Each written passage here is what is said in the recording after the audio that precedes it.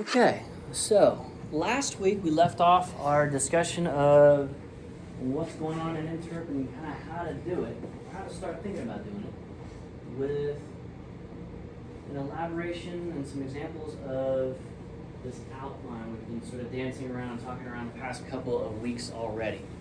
So we've got the high level bullet points of an Interp outline here.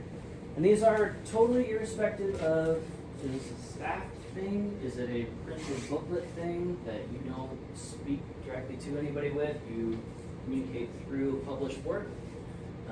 Or like a interpretive exhibit? How many of you guys have been to Mammoth Cave before? Okay. Have you been there since they opened that multi-million-dollar interpretive wing on the visitor center? Or was it like more than 6-7 years ago?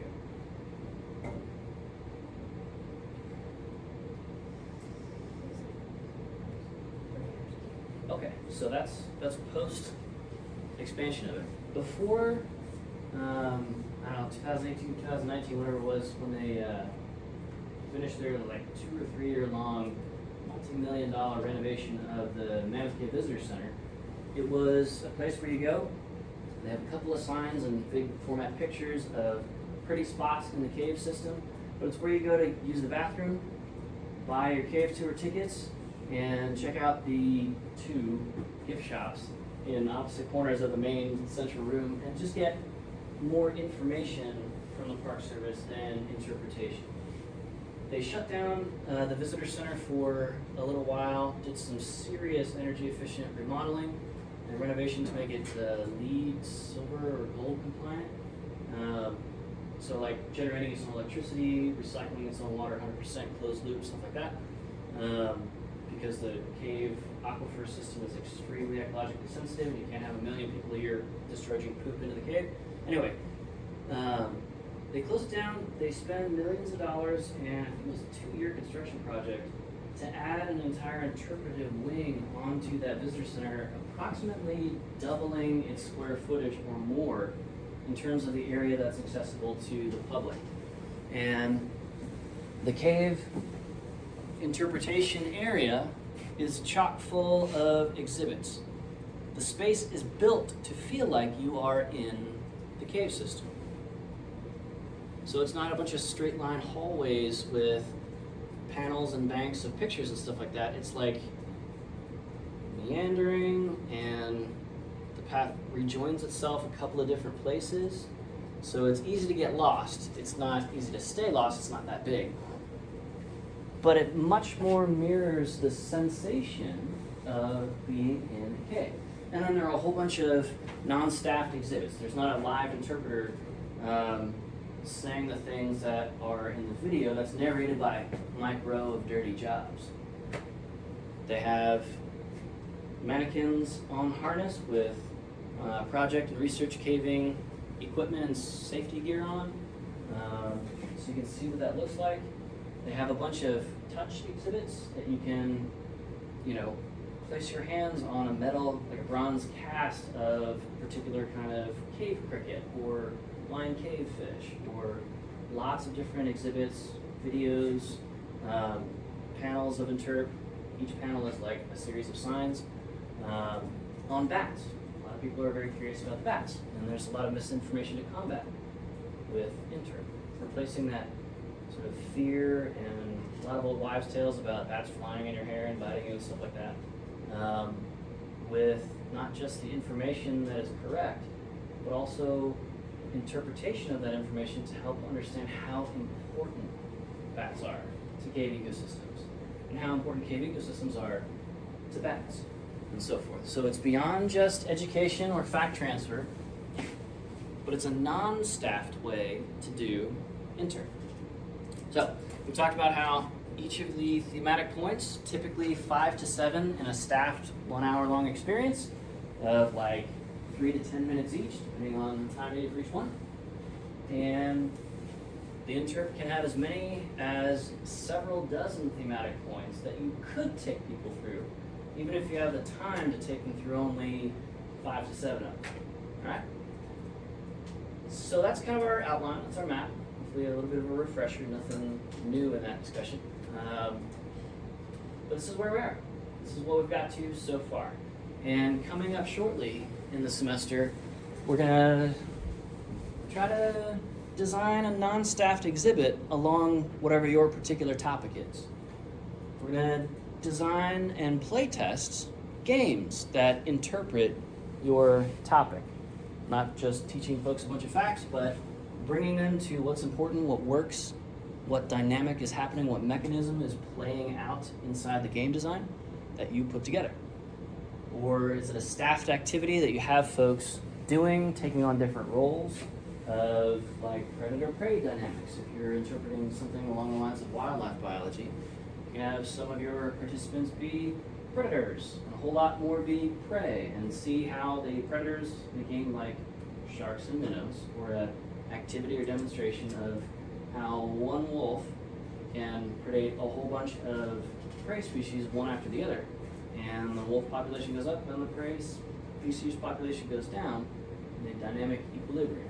It's a lot more impactful and effective to have people move their bodies through that dynamic than it is to just talk it at people. So that's where we're going in the next couple of weeks, class-wise.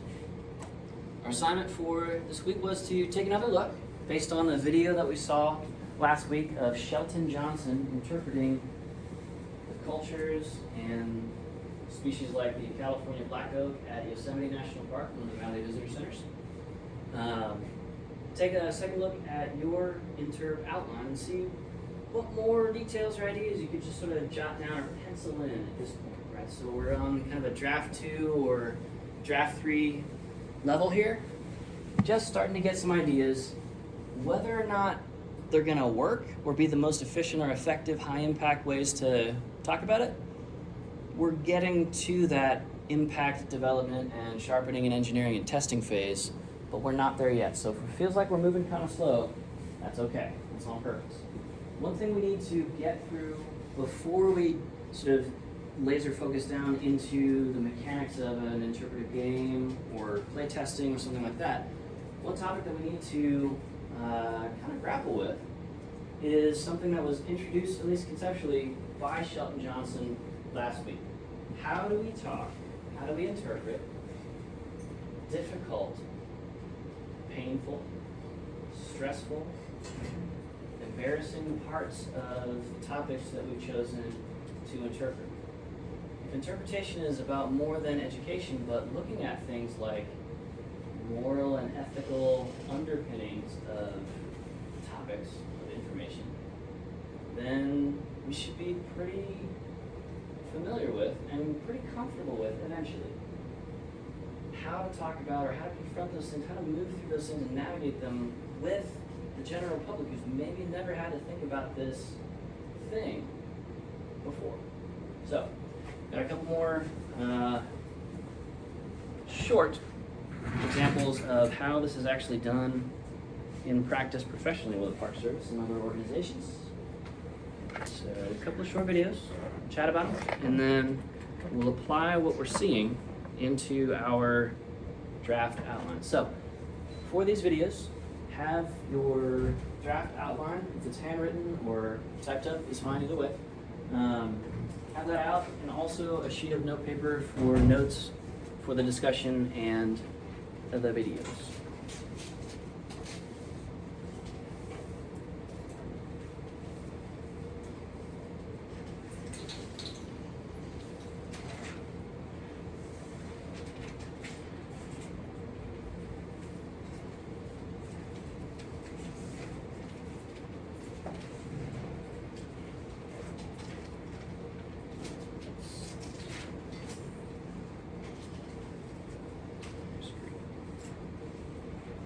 Go. All right, this first one I'm gonna play at no volume, but just gonna talk over what you're seeing. This is a solar powered audio recorded interpretation that starts playing when you hit the button at Capitol Reef National Park in northeastern, or I guess eastern Utah. All right, and the subtext there says Rick Pikiavit who is of a local Native American First Nation group. It's that person talking about some petroglyphs. And petroglyphs are really, really cool. They're a function of a chemical reaction of what's called desert varnish, forming from an iron or metal oxide that is leaching out of the sandstone. You see bright red sandstone like this, think like Navajo Formation kind of thing, or Chinle, like where, this would be where like you find a lot of petrified forests kind of thing. Capitol Reef has actual petrified, not just chunks of wood, but like petrified forest stands that you can walk along and step over one shattered log where it was, the sandstone around it was softer and eroded away, and then the petrified standing wood fell over and shattered. Really, really cool spot. This is talking more about what this person's ancestors did, how they made those petroglyphs, but more importantly, and crucial to inter, why did they make them? What's the meaning beyond the chemical reaction of iron patina formation? What's the significance to this culture? I don't know if any of you guys and gals grew up in church or mosque or synagogue or anything like that, but have you ever thought about why those particular religious or spiritual traditions or faiths, they look to a specific sacred text that captures history for them, story, and also interprets what is good or bad as a function of these stories illuminating parts of the human struggle or existence or history. Okay?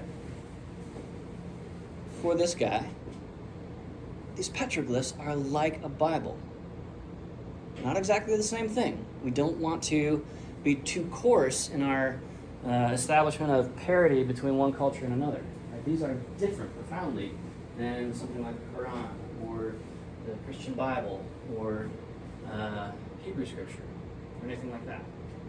Okay? But it is kind of in the same universe. These petroglyphs are how this community spoke to itself. How they transmitted things like ethics down from one generation to another. How they transmitted basic logistical information like what happened in this valley. Is this valley good for things like providing animal protein to your itinerant or nomadic travel group moving through this area? Is this an area where you can have orchard trees and row crops and so forth? For those cultures that did that back then. And then next to, let's just saw it right at the end there, next to that recording, which is not a park ranger talking, it's somebody who is native and local to the area living in a descendant culture of the people who were here way before any white folks knew about it.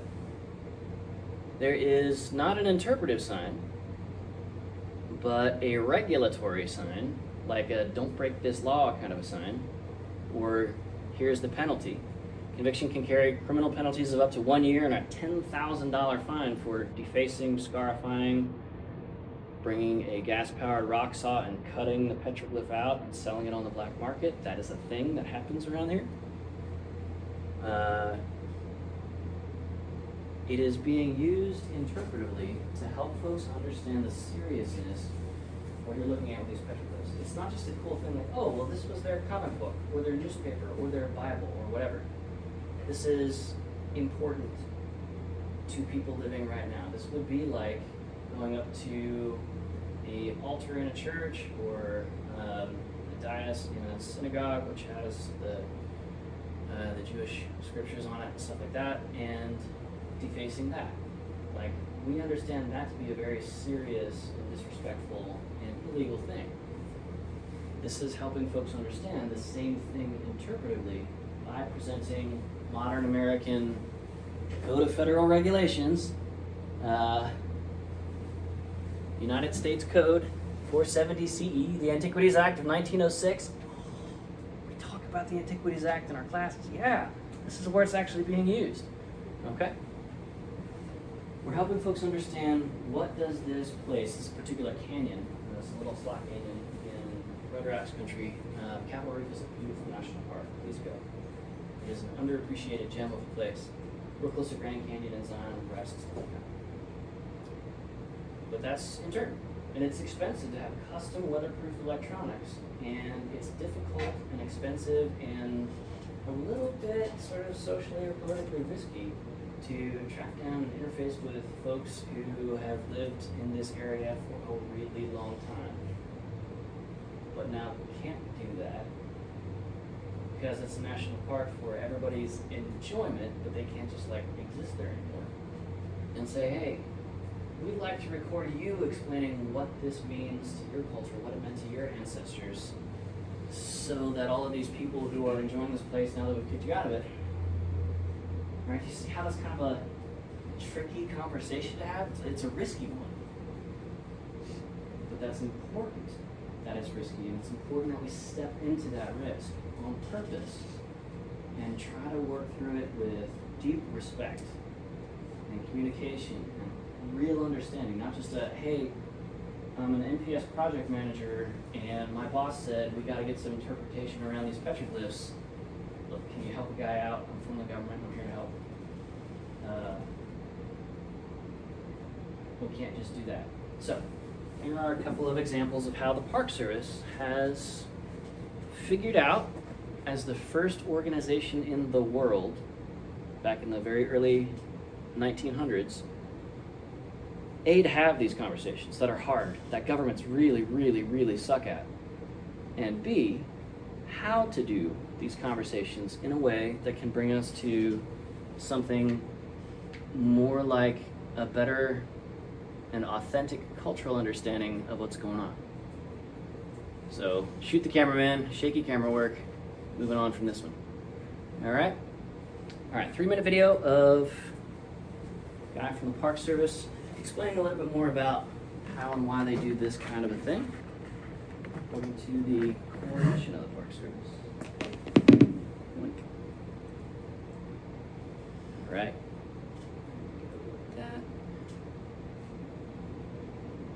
American History TV is at the annual meeting of the Organization of American Historians in Milwaukee, and joining us is the National Park Service historian, the Chief Historian, Robert. Chief Historian of the National Park Service. Thank you for inviting me. Doesn't he look like a chief historian? Other than it's a gathering of historians. Well, it's a gathering of historians, but we do a lot of work with the Organization of American Historians. We have a cooperative agreement, so a number of historians within the organization. All right, I apologize. The audio is not real functional.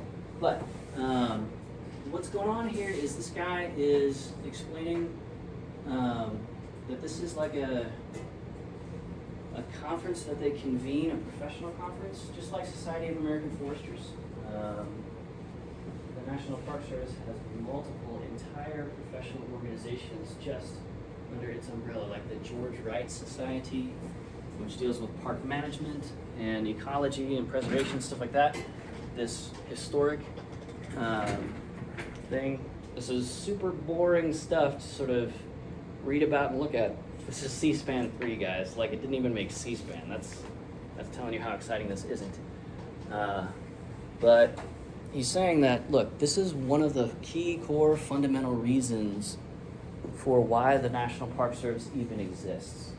It's my job to lead our organization of several tens of thousands of people at that time, with mass layoffs since then, to convene experts and to convene people from indigenous populations and cultures, and to get a bunch of historians and scientists and everybody together to figure out how to and constantly update what's the absolute best way, what's the state of the art that we may have to invent of interpreting these things, the history, the natural resources, the cultures that the National Park Service interfaces with as a function of the places they manage. All right, so that's the summary version of this video.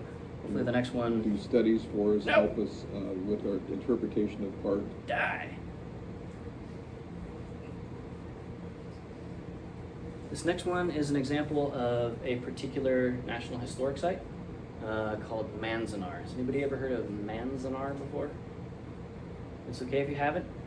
It's important that the Park Service runs places like Manzanar because we haven't heard about it, especially in light of some recent things that have been happening politically lately. All right, hopefully the audio is a little bit higher. Let me check this one. This is another featurette from the Parks documentary. Ken Burns. About 10 minutes. 14 minutes. Japanese tiger drums.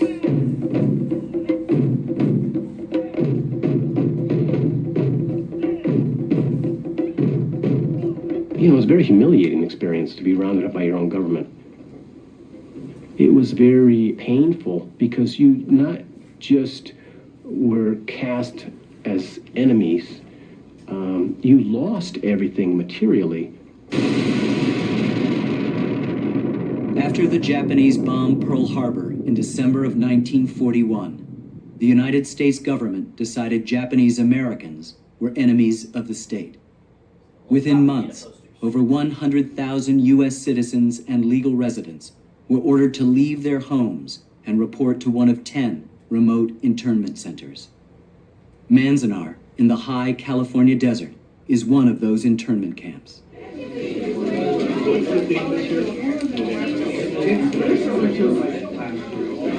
No, this is Janice. And That's just that's this little, you. Yeah, little Oh, my fat goodness. kid. This was in Manzanar, and it looks like what? Do you think maybe it was 12 months old? Yes. And then this Oh, is Janice yes. and Mom with the bear behind. Oh, yeah. If you look at our pictures, every group of folks that are being evacuated were all dressed up. Can you imagine being ordered to come into camp and Wearing their best yes, clothes. wearing their best clothes and being coming early. Yes, and being on time. And being on time. It is absolutely asinine when I look back on it. And if it were to happen today, oh my, I would raise such hell. Mom, we need more Spam? Here, I'll get it for you. My father never saw me. My mother was pregnant with me, and he gave up his citizenship and left with his family to go back to Japan. And my mother was not going to give hers up. Not me. I said I'll join the waves, the wax, anything, but I sure am not leaving America. 800 volunteers from the Japanese American community came up here, including my uncle, to build the barracks. So they dressed in their finest, they showed up early, and they built the barracks where they were to be housed. The barracks were cobbled together out of scrap lumber and tar paper. There was no insulation, there was no privacy, because they were just these 20 by 25 foot boxes. Prefabricated barracks spring up. It's in no sense a concentration camp, but a city with its front yard in the snow-peaked Sierra Nevadas. Here, eventually, 12,000 will live and work. I came to camp when I was almost 10 years old. We left early in the morning. It took us 9 hours to drive here. And when we got here, it was really dusty, and it was nothing but just barracks there. So it was very stark. It was like being abandoned,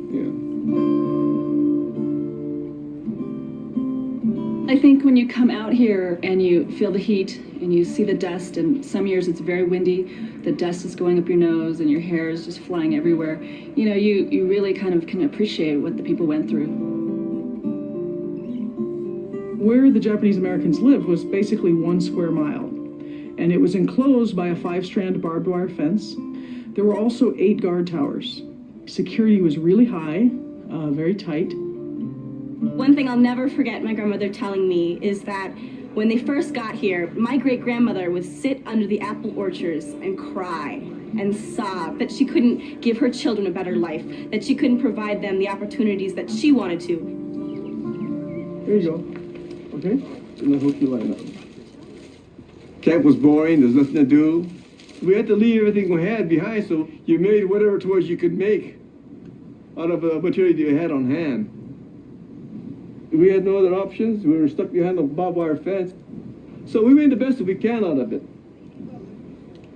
My older brother, he heard one day about some of the guys said that they went fishing in the local creek.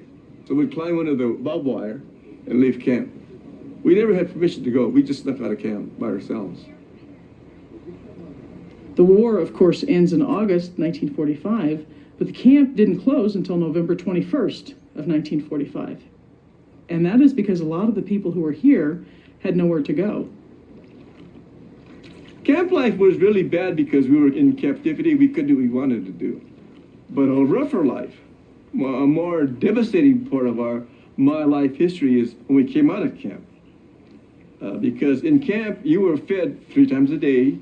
You had the necessities of life. Before the war, Setz Tomita's father had a thriving trucking business in Southern California, and the family lived comfortably. When they left Manzanar, they had no home, no money, and faced rampant prejudice. The only job Mr. Tomita could find was cleaning rabbit pens. And the place to live was a 2-car garage. All it has was one single light bulb. No water, no heat, no electricity, no gas. We had 2 beds and 9 of us slept in that room there. So you talk about harsh conditions. Camp was okay compared to that. When the community emerges from camp, with many people dispossessed of all of their possessions and livelihood and houses, they had to bury the pain and anger and frustration in order to survive. For years, even mentioning the internment experience was taboo among Japanese Americans. Finally, in 1969, 250 students and activists returned to reclaim their history. Now, thousands make the annual pilgrimage to remember past injustices and raise awareness of other civil rights struggles. We're here to continue the legacy, bringing friends of the community together to remember what happened at Manzanar in hopes of something like this never happening again. My mother became connected to these young students and this Asian Pride movement and came back to Manzanar in '69. And Manzanar became bigger than life over the course of the next year or two. Sue Kunitomi Embry was really the driving force behind the creation of Manzanar Historic Site. She began organizing the pilgrimages and, for almost 40 years was involved in preserving this site. She was very patriotic, not someone whose patriotism was sort of mindless nationalism, but defending your country and making your country stand for what its Constitution says it stands for. I want people 50 years from now to remember what was there. Although it was a negative place, we want to turn it around to be positive, so that people will always remember that America is a democracy. Sue Kunitomi Embry. After that first visit, Sue Embry threw herself into the cause. The next year, she brought her children. So here I am, 11 years old, 12 years old, and I get to come to Manzanar, to the next pilgrimage, and we pull up, and I look around and I said, well, where's Manzanar? And I'm thinking, what the heck? All this excitement, all this animated discussion, all this time, and there's nothing here. There's desert. After the war, the camp was quickly torn down. If not for a small monument built to honor Manzanar's dead, no one would know the camp had ever existed. No one ever dreamed we would have a park. No one ever dreamed we would have the national government take responsibility for this. And many people didn't want them to. There were large numbers of even former internees that felt that, why are you bringing this up now? It's in the past. It's going to call unnecessary negative attention to us. There's people out there that already hate us. Don't give them more ammunition. For 2 decades, Sue Embry and others pushed the government to commemorate the site. Finally, in 1988, Congress issued a formal apology and paid $20,000 in reparations to every surviving internee. 4 years later, the Manzanar National Historic Site was established.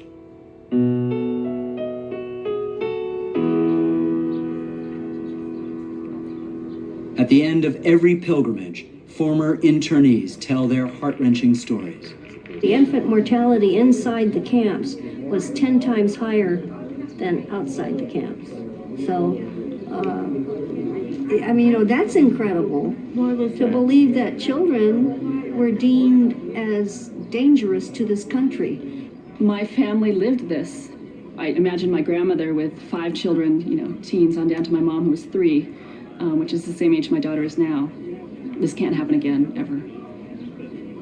My dad had tractors, he had trucks, we had 2 cars. He must have been doing fairly well financially. And then, of course, the war started and everything came to an end.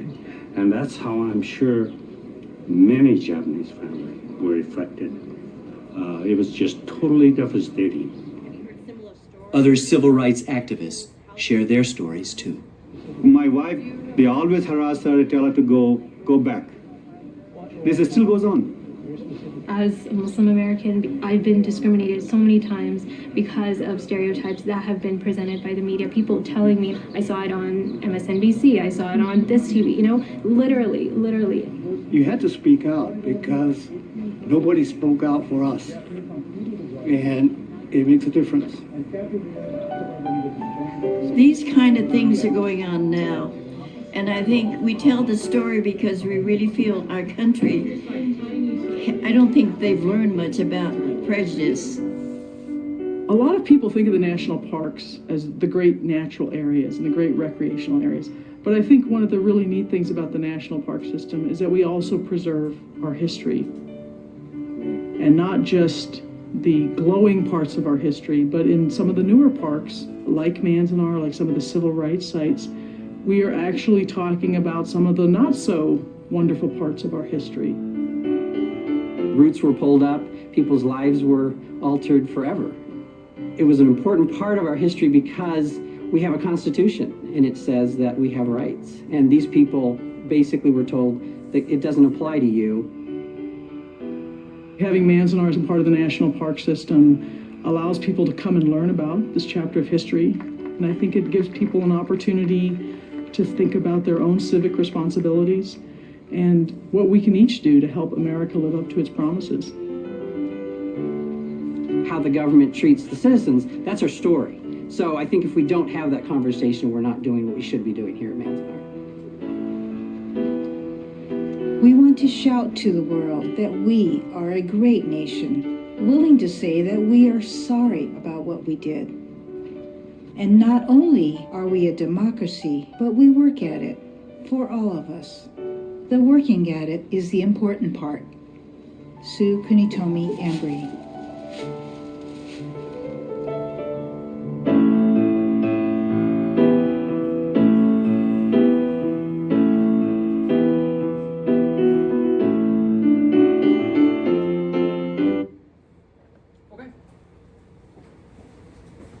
So,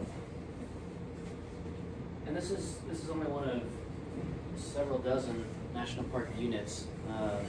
A unit is a part of a national park or seashore or historic site or military park, whatever. Each park can have multiple units and so forth. So, what did you guys take from that third and final video about interpretation in terms of what the Park Service is doing or choosing not to, how the Park Service is doing it, and why or why not? Yeah.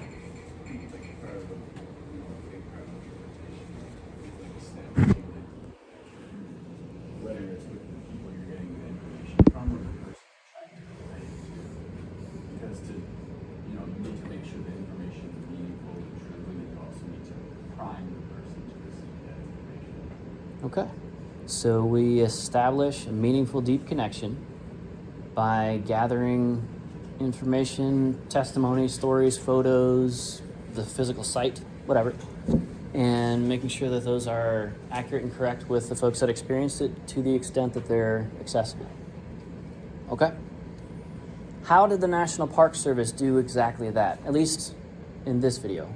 So let's kind of read between the lines a little bit.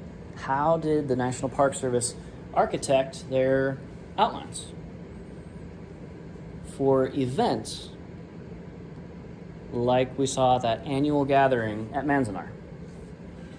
How did they do it? Yeah. They created a memorial. Yep. Good. What else? Keep cooking. Yeah.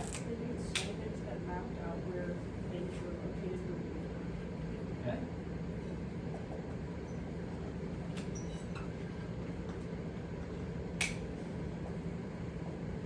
The memorial memorialized what specifically? What was the message of that white obelisk? Anybody remember?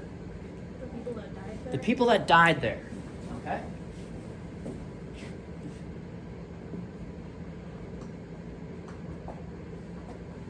Memorializing death. Memento mori. Okay. And they had some signage on site. What else did you guys see the Park Service either doing directly as the Park Service or facilitating, holding the space for somebody else to do something important?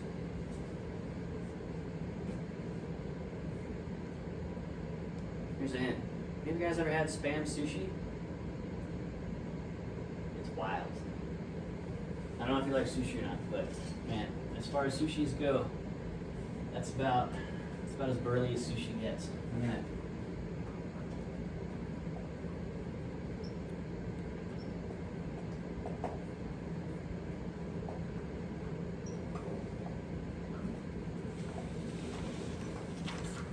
There's also an annual gathering. And what did the Park Service do for that annual gathering to exist? What do they have to do each year for that thing to exist? Yeah. They probably have to clear the area and set up parking spaces. Yeah.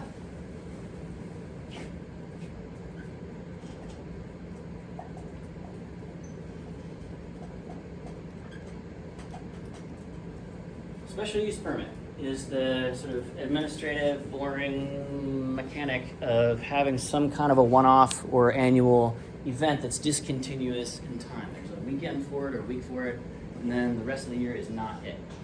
Okay? So that is the Park Service closing out and saying no to other things so that the Park Service superintendent, that guy, I forget his name, can say yes to this and have the space available for it. And then in that gathering for that annual meeting, who was there?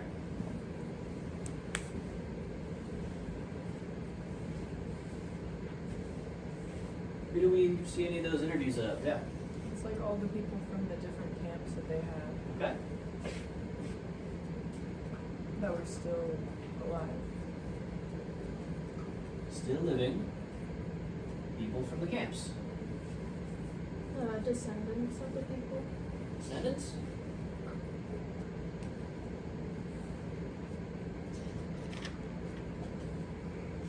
Okay. Anybody else there that were not directly camp survivors or their descendants? Who else did we hear from? Yeah. The park rangers. Okay. PS staff?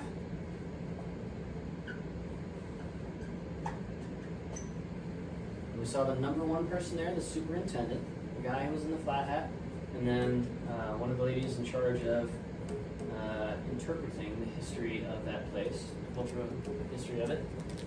The lady in the flat hat. Okay. Who else was there? Who else did we hear from? Come towards the end of the video. Kaylee? People of different minorities talking about their experiences.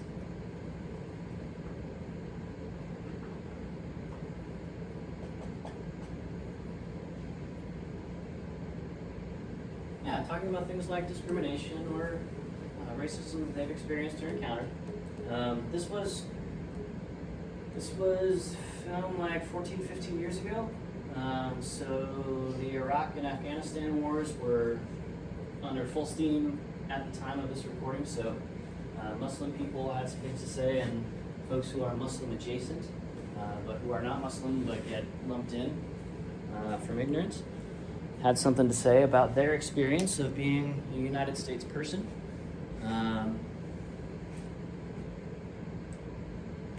What kinds of things did the National Park Service provide as interpretive information or examples of what the government was saying around this whole thing during and around World War II? What kind of phrases did you hear that were like recordings or publications of the government in the 1940s in this video? Anybody remember? It's kind of the beginning of the video. Yeah. Some things, they had a propaganda poster, and then also they had a clip or a recording about the construction of the site.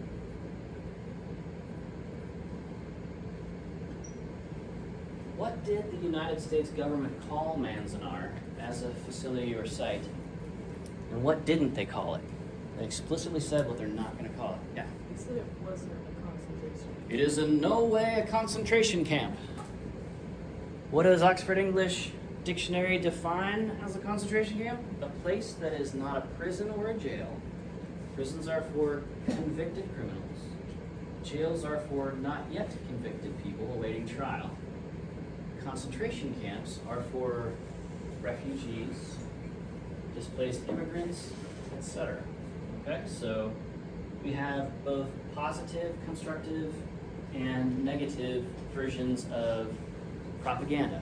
We saw the poster with an anti-Japanese slur, and posters from World War II are famous in how they depict or represent the physical features of Asians. Much more animalistic. Super racist today, but that was official government publication. Like, they paid some of the most prominent artists of their day to make those posters, to make them as effective as possible. So the National Park Service, which is an appendage of the federal executive branch, is trying to tell lots of different angles of this story as effectively and as vividly as it can, without backing down from things like really pretty uncomfortable, racist, anti-Japanese propaganda. And trying to show how the apparatus, the American war machine, dealt with people that seemed scary because of their national background, in showing the construction of those uninsulated camps and the food that they had to eat, and talking about the things like the 10X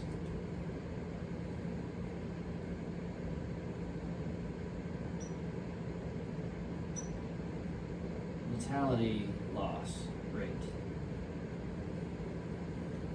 So, to put this in today's terms for most of us in the room, imagine that China goes to war with the United States as a major world military power. And white people, Caucasians like me, for some reason get packed away in camps here in the United States. And those of us who are married or in a relationship have spouses or partners who might be pregnant. And that kid dies at birth. Maybe the mom does too, because without high-end Western medical care, pregnancy is risky for women. It is the most risky for humans among all mammals because of the baby cranium to birth canal diameter ratio. It's just a lot of ways that something can go wrong and you lose one or both people involved in that birth. And I lose my kid, you lose yours. Or your bunkmate in the barracks bunk next to you, where you listen to snoring every night and try not to shiver yourself awake in the winter in the Sierras, maybe they lose their kid just because of the color of your skin or your national background. That's what these people actually went through. So the Park Service has to, or feels that it has to, in order to be validly ethical, present that uncomfortable information and present it in a way that makes it feel a little bit uncomfortable for the people hearing it for the first time. How many of you guys would characterize your sort of personal interior state as super joyful after watching that video? Nobody, okay. How would you describe how you felt when I hit pause at the end of the video? Anybody?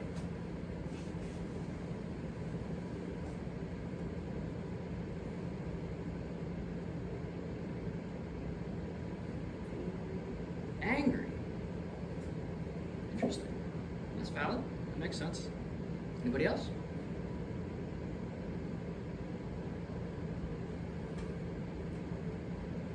I would describe my interoception, or perception of my internal state, interoception, as grim.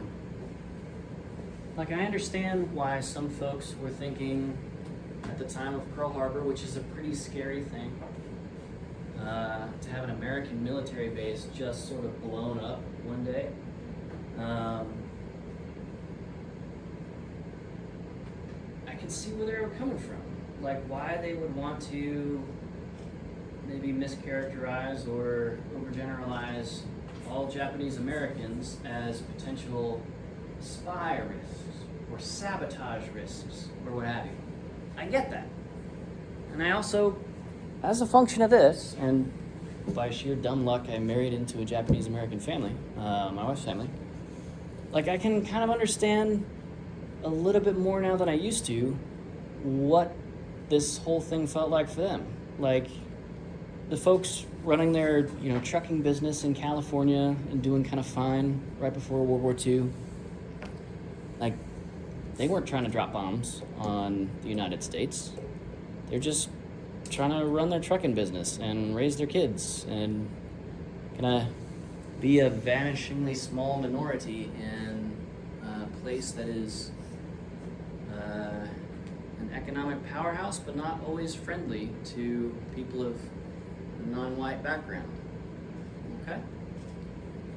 So this is a pretty good example of what a professional organization can do to tell the stories that are maybe important, but not real shiny.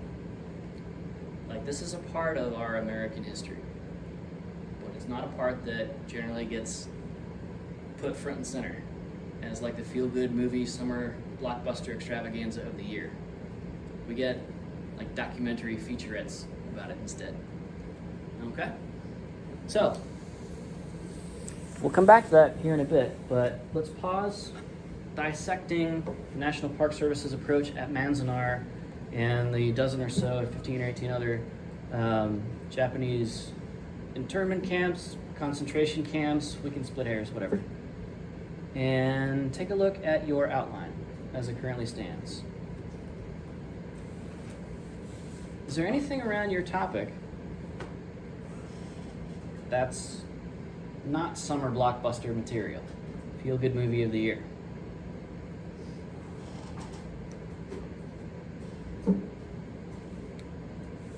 This is where we get to, maybe plant a little flag right next to those parts of your topic and think about, how can I tell this side of the story, or these, plural, there are often many sides to a story. How can I tell these sides as effectively as the parts that are a little bit more obvious? But maybe these are just as important if we're going to be true and real to the topic. Take a minute to look through your list of thematic points. Look back through your themes, plural, around your topic. Ask yourself, what are some sides of this that might need a little bit more sort of caution or carefulness or sensitivity around interpreting them, but that are in no way less important, less valid as parts of the topic you're going after. Just take a couple minutes. It's not a quiz or anything. Just think it for yourself.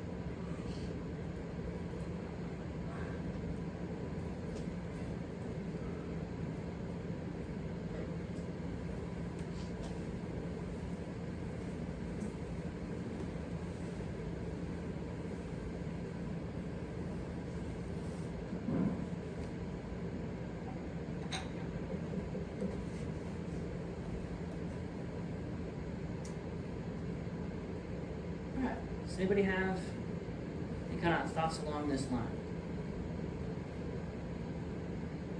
Want to share? Let us know what your topic is, just broadly. And what's some part of that topic, content area, or subject matter that you don't want to just like steamroll right through. You want to think about tooling it up so that it's more safe to talk about, but also more effective and meaningful to talk about as a sensitive topic. Anybody?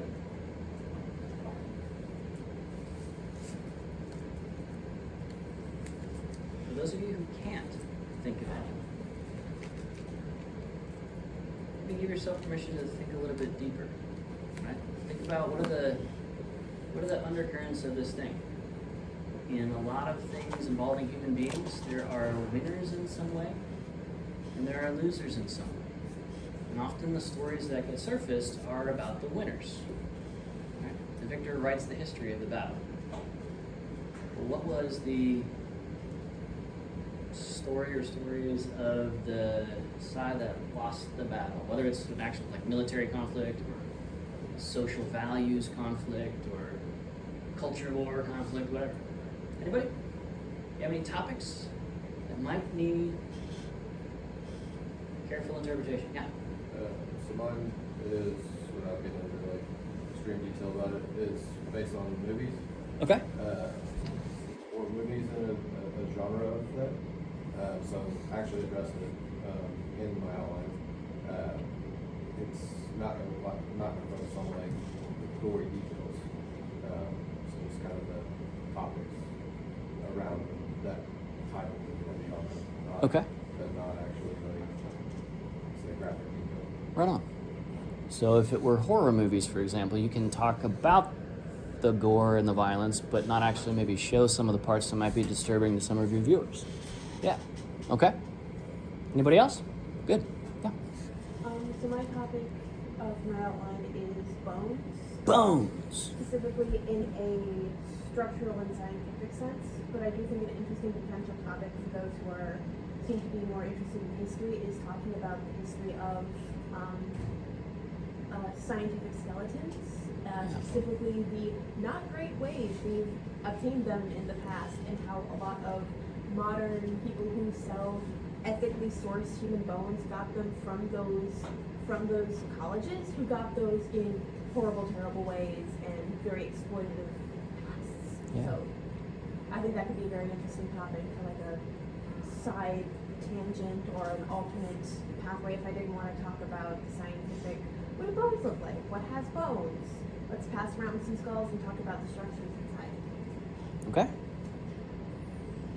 Anybody see how that is a interpretive professional conversation that, might want to just not ever back away from it, but proceed thoughtfully. Anybody else? Good. Yeah. So my topic is a little specific archaeological site, but like more broadly to the theme of what you were saying, there are a lot of like peoples in their remains that have been just witnessed that are not where they should be, with like a lot of controversy with regards to like who gets the right to this person's body, and that can be pretty weird.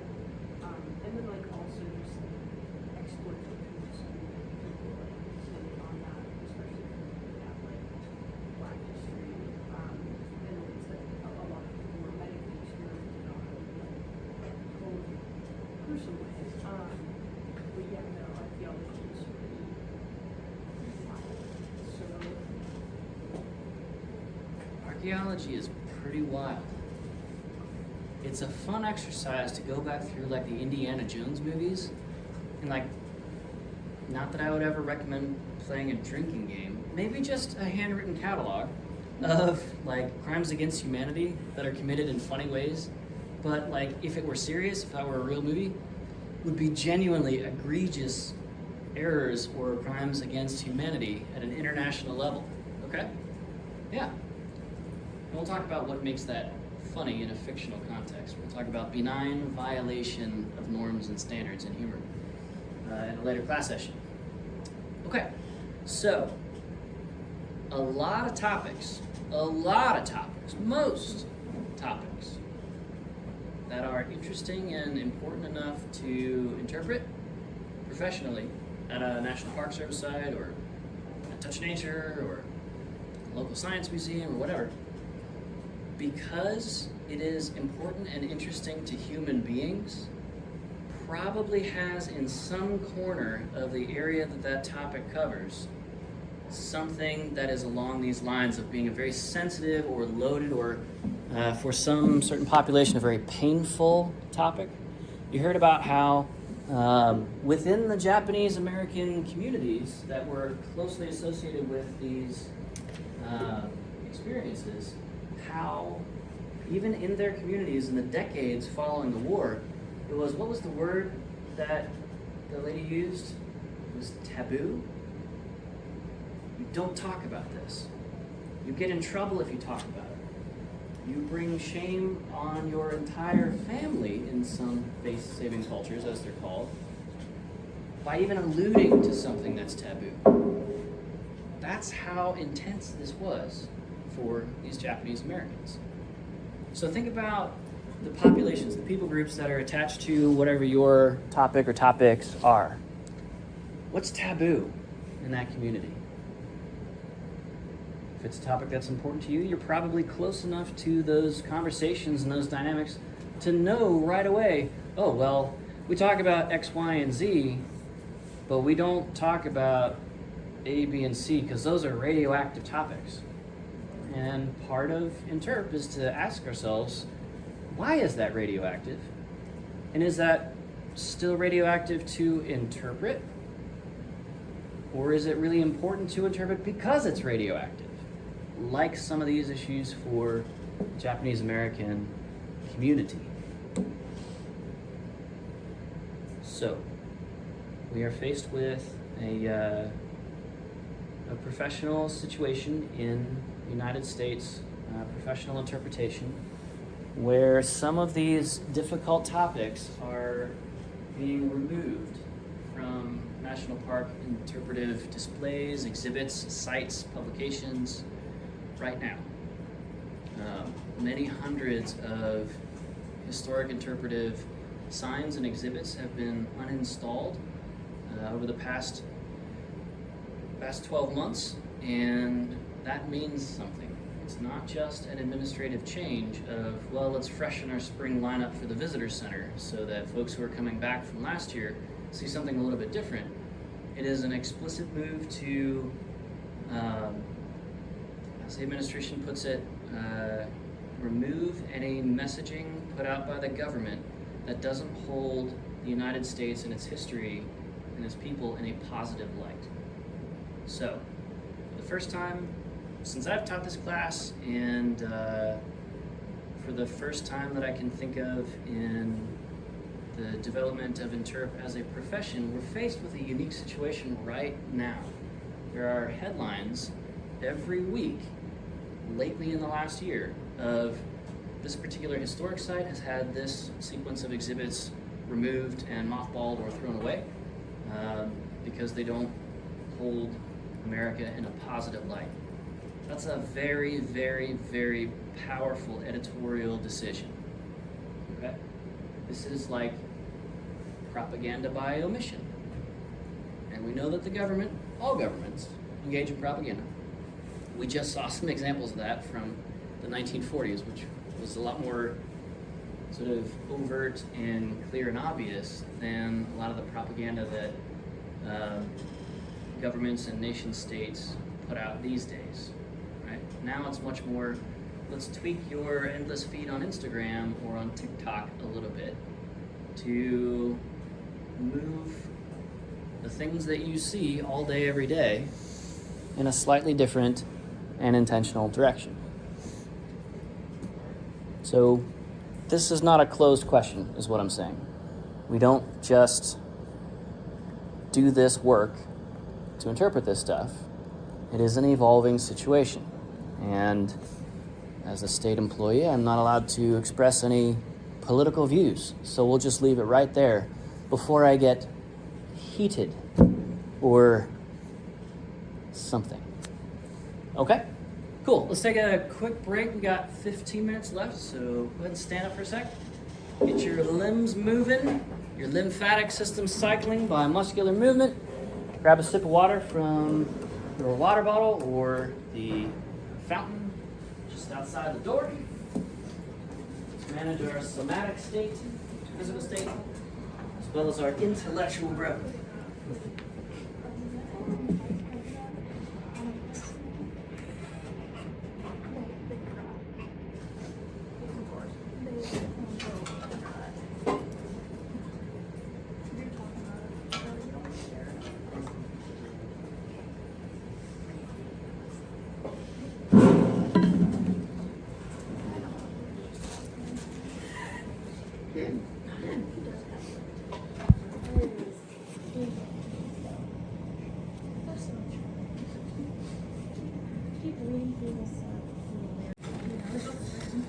All right, let's get back into it for our last kind of 10 minutes here.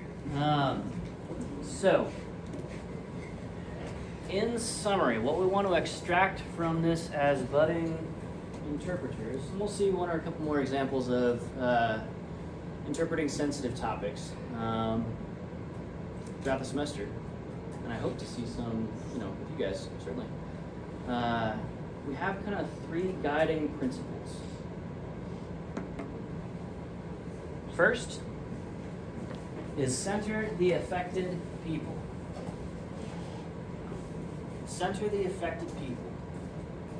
What we saw the Park Service doing here is the superintendent and chief interpretive ranger telling us some of the historical information, some of the context, some of the background, some of the stuff they pulled up out of the archives, the historic archives of photos and documents of the site Manzanar. But they were the minority in terms of screen time and what was said, even just in that 10, 12, 14-minute video. So by having those annual gatherings of the people affected at Manzanar and their descendants, and memorializing the descendants as well as the descendants. Descendants are the people who died previously as a function of the thing. Okay? We keep those stories alive by providing what the agency does well to provide: archival records, opening up the site, pushing through the special use permit so that the people can have a place to say what they need to say about it. Okay? Most administrations give the Park Service a lot of latitude to give people, visitors, affected people, to say, in terms of free speech, what they need or want to say. Every national park, just like SIU's campus and downtown here in Carbondale, there are designated free speech zones. If you want to go to Mount Rushmore and just say something, whatever you want to say, there's a place literally for that, because it's considered a profoundly American freedom. It's our First Amendment right to say what we need to say, even if it doesn't sound good to the administration in power at the time. Okay, so most administrations give you, if you're a federally employed interpreter for the Forest Service, Park Service, BLM, whatever, a lot of latitude to give the people the latitude to say things, even if it holds the government of the 1940s, in that case, in a pretty bad light. Like, 10 times as many kids died in those camps as otherwise, trying to be born. The third thing, the third principle that we extract out of this is to share the power dynamic. You have a microphone. When you're the ranger, you have authority. When you're a uniformed ranger, flat hat and the greens and grays, right? Uniform and all of that stuff, there is authority in that. There is real power in that.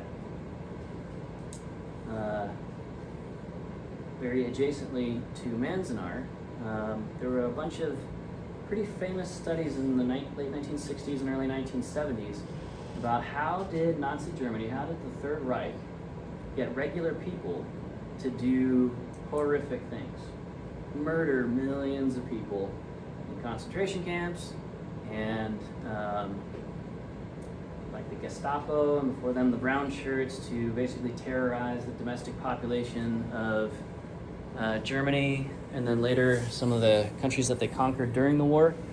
How do you get regular people to do things like that, to beat people to death with their bare hands because they're perceived as different somehow?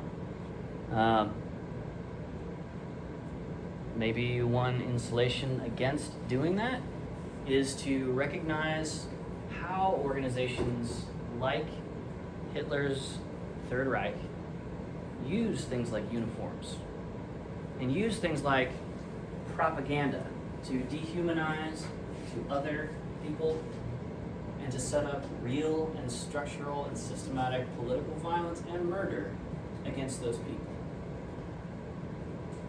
So we go the opposite direction, right?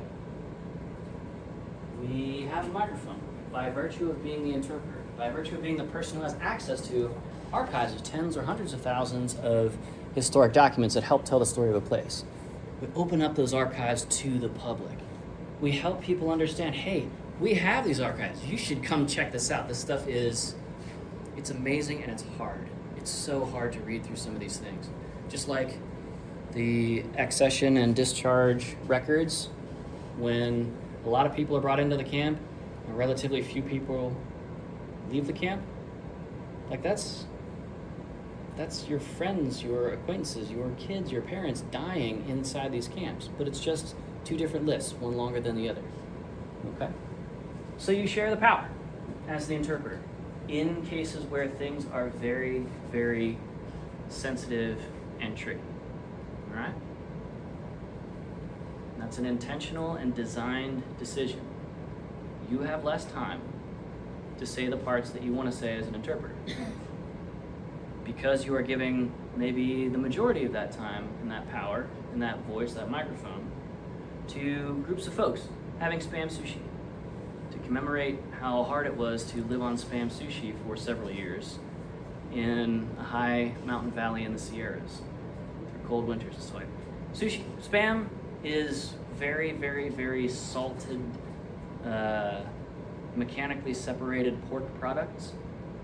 So if you guys have never had Spam before, I can't make it an assignment to spend any of your money for this class, but please, by all means, buy one can of lower sodium Spam. It will still taste like you're eating a salt mine, okay? But they do that as a way to remember. It's disgusting. I don't like Spam sushi. Some people really like it. It's actually pretty popular in Hawaii, which is a large Asian population relative to us. But you give folks the ability to say things in the place that you control as the ranger, as the interpreter, okay? So, to the extent that any of us has a tricky topic that's tricky to this level, let's go hard in that direction. If we can get this right, then everything else is really easy. We can talk about California black oaks and maple trees and their economic uses and stuff. No big deal. But it's no big deal if we can get this right and create plenty of space to have the other easier conversations as well. Okay? Cool.